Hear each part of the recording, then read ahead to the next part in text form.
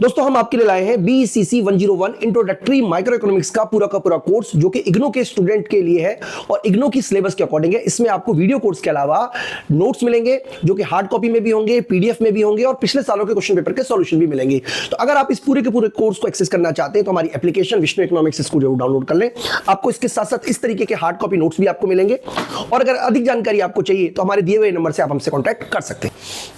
तो दोस्तों BCC 101 की ये हमारी पहली वीडियो है जिसके अंदर हम कवर करने वाले हैं definition of economics, concept of scarcity, central problem of economy. तो दोस्तों आप हमारी एप्लीकेशन विष्णु इकोनॉमिक्स इसको जरूर डाउनलोड कर लें ताकि आप पूरे कोर्स को एक्सेस कर सकें। इकोनॉमिक्स की विचारधारा को लेकर बहुत सारे इकोनॉमिस्ट ऐसे हैं जिनके बीच में आपस में ही मतभेद रहा है, क्योंकि इकोनॉमिक्स की कोई ऐसी सर्वमान्य परिभाषा नहीं है। देखिए, अगर आप परिस्थिति के हिसाब से देखोगे तो अलग अलग परिस्थितियों में अलग अलग डेफिनेशन जो है वो वैलिड रही है। और मोटे तौर पर अगर हम बात करें इकोनॉमिक्स की, तो इकोनॉमिक्स का जो वर्ड है वो ग्रीक वर्ड से आया है जिसका मतलब होता है ओकियोनोमिकोस। ओक्यूज का मतलब होता है होम और नोमोस का मतलब होता है मैनेजमेंट। तो इसका मतलब अगर हम शब्दार्थ में देखें कि मीनिंग ऑफ इकोनॉमिक्स को अगर हम वर्ड मीनिंग का मतलब समझे तो इसका मतलब होता है होम मैनेजमेंट।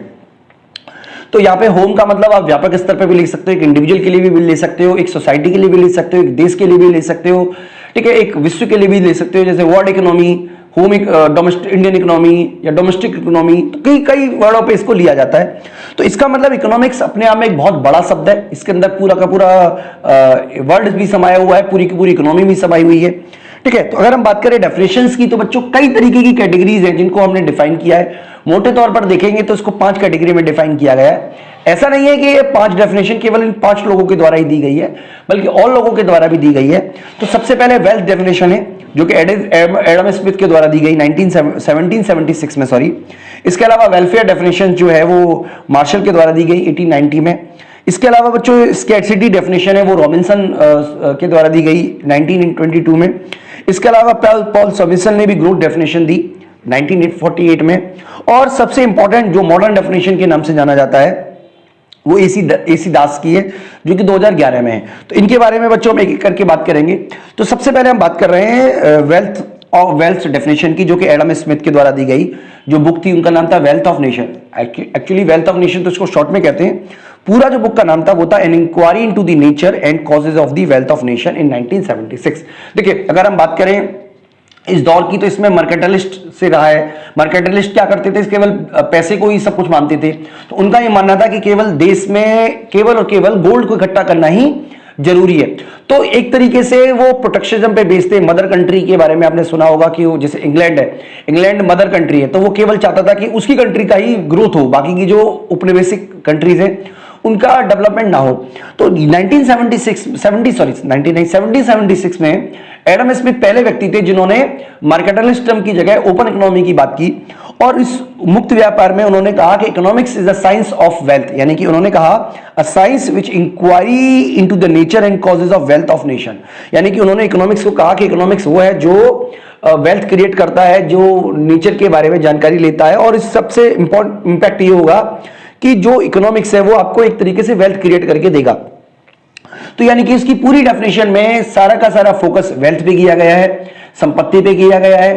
तो कई लोग इसकी आलोचना करते हैं क्योंकि उनका यह मानना है कि केवल इकोनॉमिक्स का ऑब्जेक्टिव वेल्थ क्रिएट करना नहीं होता, एक बहुत ही नैरो कंसेप्ट है। साथ ही साथ कई इकोनॉमिक्स का यह मानना है कि केवल और केवल वेल्थ क्रिएट करने से ही कुछ नहीं होगा, क्योंकि बहुत सारे और भी प्रोस्पेक्टिव होते हैं जैसे वेलफेयर है या हमारे रिसोर्सेज का यूज करना, वो भी बहुत जरूरी है इकोनॉमिक्स होने के नाते। तो इकोनॉमिक्स जब तक आप वेल्थ डिफाइन करोगे तो इकोनॉमिक्स एक बहुत ही छोटे से चीज में संकुचित होकर रहेगा। तो मार्शल ने इस डिफाइन को बड़ा किया 1890 में। उनकी बुक थी प्रिंसिपल ऑफ इकोनॉमिक्स, ठीक है। उसमें उन्होंने अपने इकोनॉमिक्स के विचार दिए और सबसे बड़ा जो इंपॉर्टेंट था, उन्होंने इकोनॉमिक्स को वेलफेयर से जोड़ दिया।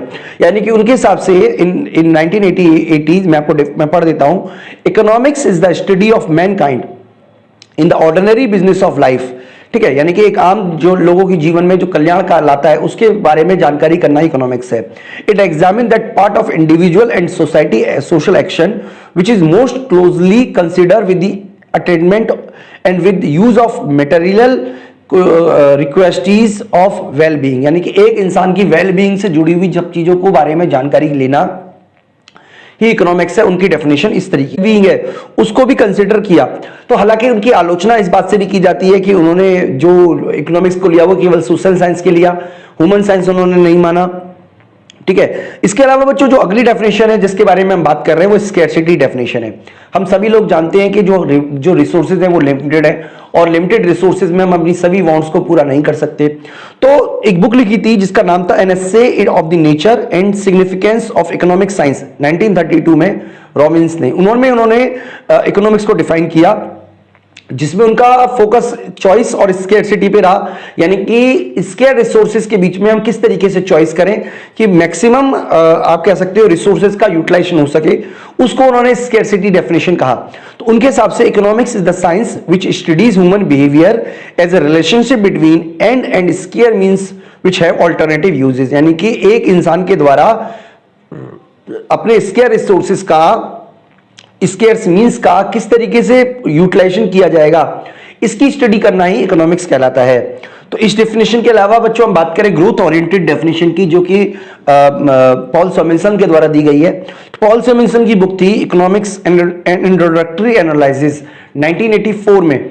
उसमें उन्होंने कहा economics is the study of how man and society choose with और without the use of money or employ the scarce productive resources which have alternative use to produce, ठीक है, various commodity over time and distribute them for consumption now and in future amongst various pupils and group of society। यानी कि अगर हम simple शब्दों में कहें तो उनका यह कहना था कि इकोनॉमिक्स जो है उसमें हमें यह देखना है कि किस तरीके से हम अपने रिसोर्सेज का ऑल्टरनेटिव यूज करें जिससे कि लोगों की वेलबींग बढ़े, सोसाइटी में ग्रोथ हो। ठीक है, यानी कि ओवरऑल जो रिसोर्सेज हैं वो इंप्रूवमेंट होना चाहिए, उनका ये मानना था। तो बच्चों ये सारी की सारी डेफिनेशन काफी नैरो है। आजकल जो एक नई मॉडर्न डेफिनेशन है जो कि AC दास के द्वारा दी गई है, जिनकी बुक थी मॉडर्न डेफिनेशन ऑफ इकोनॉमिक्स 2011। तो इस डेफिनेशन को आप देखिएगा, इसमें काफी अच्छी डेफिनेशन दी गई है इकोनॉमिक्स की। Economics is a study of choice. किसकी चॉइस की स्टडी, चॉइस जो है चॉइस के बारे में इकोनॉमिक्स स्टडी करती है। Making by individual, institution, society, nation and globe, यानी कि चॉइस है ये कौन कर सकता है, इंडिविजुअल भी कर सकता है, कोई इंस्टीट्यूशन भी कर सकता है, कोई सोसाइटी भी कर सकती है, कोई नेशन भी कर सकता है और पूरा का पूरा विश्व भी कर सकता है। किसके बारे में चॉइस करना है, under condition of scarcity and surplus towards maximising benefit and satisfying their unlimited needs at present and future. तो यहां पे उन्होंने कहा कि केवल और केवल हमें प्रेजेंट की नीड्स को पूरा नहीं करना, बल्कि हमें फ्यूचर की नीड्स को भी पूरा करना है, यानी कि एक तरीके से सस्टेनेबिलिटी की बात यहां पे की जा रही है बच्चों। तो बच्चों इस डेफिनेशन में अगर हम पढ़े तो हमें यह पता चलता है कि इकोनॉमिक्स जो है उसमें प्रोडक्शन भी आ जाएगा, कंजम्पशन भी आ जाएगा, बेनिफिट्स जो रिसोर्सेज के, जो हमारे पास कुछ रिसोर्सेज देखिए स्केर्स हैं, कुछ रिसोर्सेज सरप्लस में हैं, तो उनको किस तरीके से यूटिलाइज किया जाए और ताकि जो करंट पीढ़ी के साथ साथ भावी पीढ़ी को भी डेवलपमेंट कर सके। तो बच्चों ये कुछ बेसिक डेफिनेशन है जो मैंने आपसे डिस्कस की। मैं उम्मीद करता हूं कि आपको बेसिकली डेफिनेशन समझ में आ गया हो। तो अगर कोई मुझसे पूछेगा इकोनॉमिक्स क्या है तो मैं आपसे बोलूंगा इकोनॉमिक्स इज अ साइंस, ये ह्यूमन साइंस भी बोल सकते हैं आप इसको, जिसके अंतर्गत हमें क्या करना होता है, अपने जो लिमिटेड रिसोर्सेज हैं उसको ऑप्टिमम यूटिलाइजेशन करना होता है ताकि इकोनॉमिक ग्रोथ हो सके, ऑफ वेलबीइंग हो सके इंडिविजुअल व्यक्ति की और सोसाइटी की, यानी कि सोशल वेलफेयर हो सके, जिससे कि इंडिविजुअल वेलफेयर हो सके और जिससे कि भविष्य की पीढ़ी का भी विकास हो सके। ऐसी साइंस को हम इकोनॉमिक्स कहते हैं। तो बच्चों इस वीडियो में हम इतना ही करा रहे हैं। आने वाली वीडियो में बच्चों माइक्रो मैक्रो इकोनॉमिक्स के बारे में भी आगे डिस्कस करेंगे। इस वीडियो में इतना ही। Thank you. इकोनॉमी की सेंट्रल प्रॉब्लम समझाएं उससे पहले आप समझ लीजिए कि एक कंसेप्ट आता है स्कैर्सिटी का, यानी कि इकोनॉमिक्स की जो मूल है, जो बेस है वो स्कैर्सिटी ही है। तो स्कैर्सिटी क्या होता है बच्चों, हमारी जो वांट्स हैं वो अनलिमिटेड है और वांट्स अनलिमिटेड के साथ साथ हमारी जो वांट्स हैं वो लगातार बदलती भी रहती हैं। आप एक वांट्स को पूरा कर सकते हो लेकिन सारी वांट्स को तो पूरा नहीं किया जा सकता। हो सकता है कि एक पर्टिकुलर टाइम पर आपकी एक वांट्स पूरी हो जाए, लेकिन जैसे ही आपकी एक वांट्स पूरी होती है सडनली आप देखोगे कि आप नई वांट्स पूरी हो गई। अब इसी उसमें गांधी जी ने एक बार ये भी कहा था कि इच्छाओं की तो पूर्ति हो सकती है पर ग्रीड की पूर्ति नहीं हो सकती है, यानी कि आपके लालच की पूर्ति नहीं की जा सकती। तो कई बार हमारी जो डिमांड है, यानी कि जो हमारी विलिंगनेस है वो कई बार ग्रीड में कन्वर्ट हो जाती है, यानी कि एक इच्छा की अगर पूर्ति हो भी जाए तो कभी दूसरी इच्छाओं की पूर्ति नहीं हो सकती है।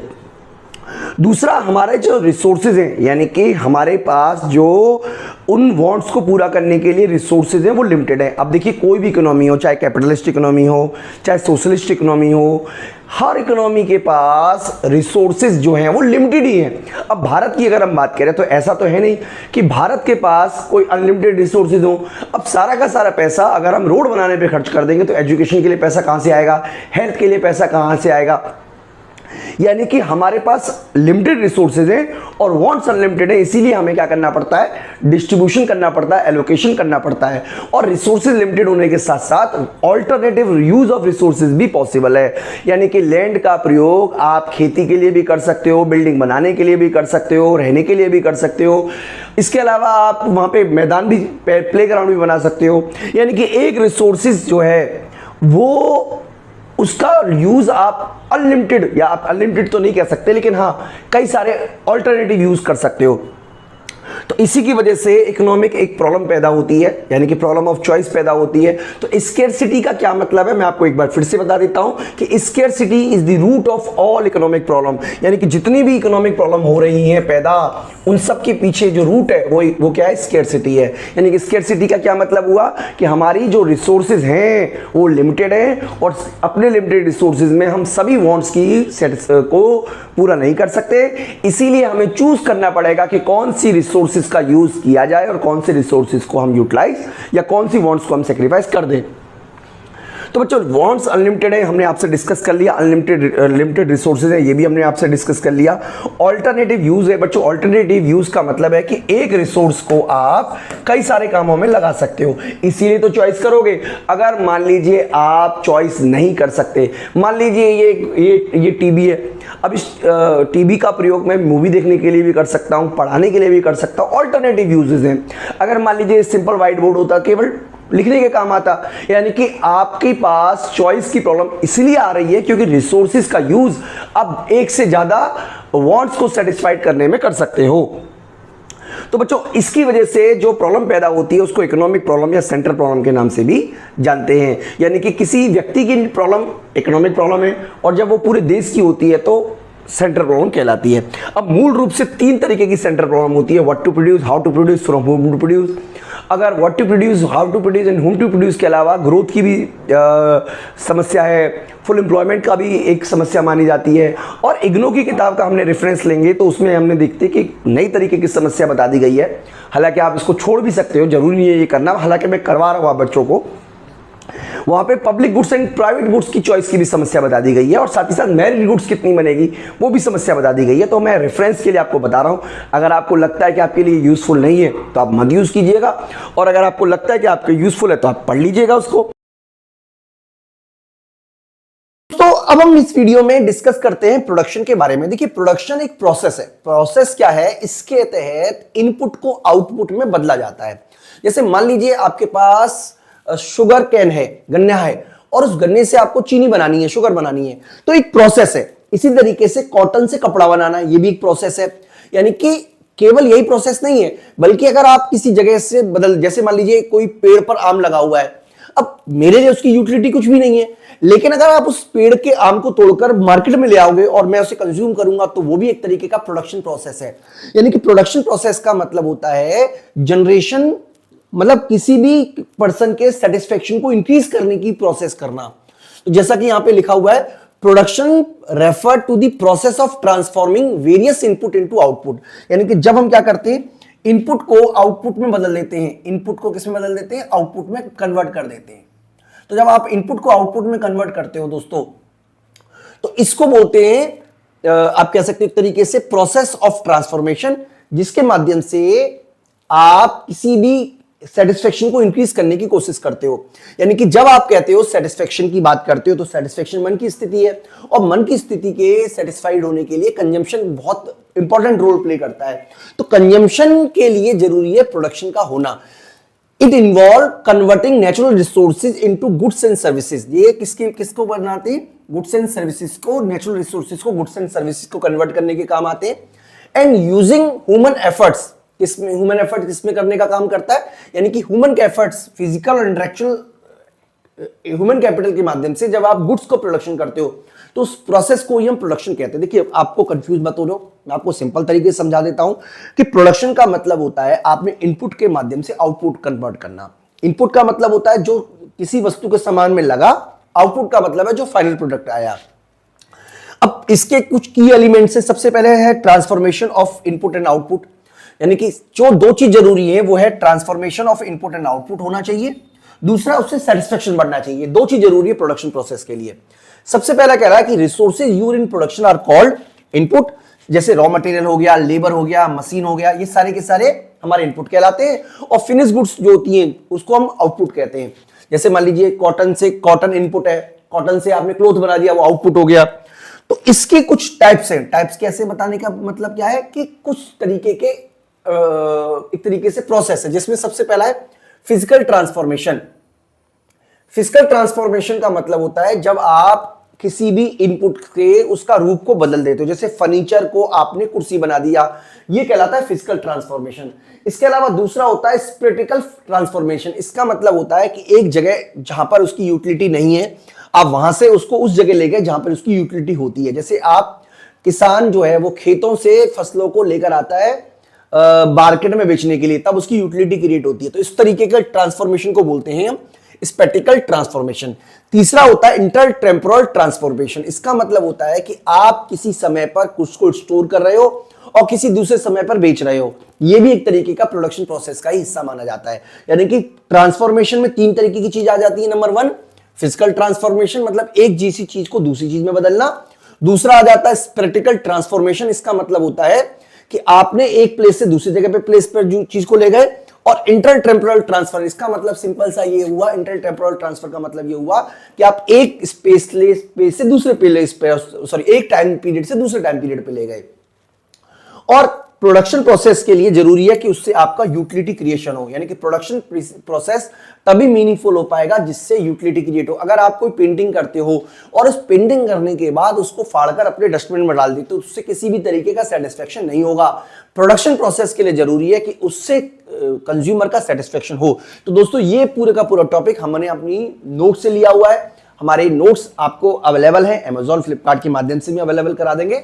इसके अलावा हमारे दिए गए नंबर से भी हमारे नोट्स को एक्सेस कर सकते हो। दोस्तों इस वीडियो में इतना ही, थैंक यू।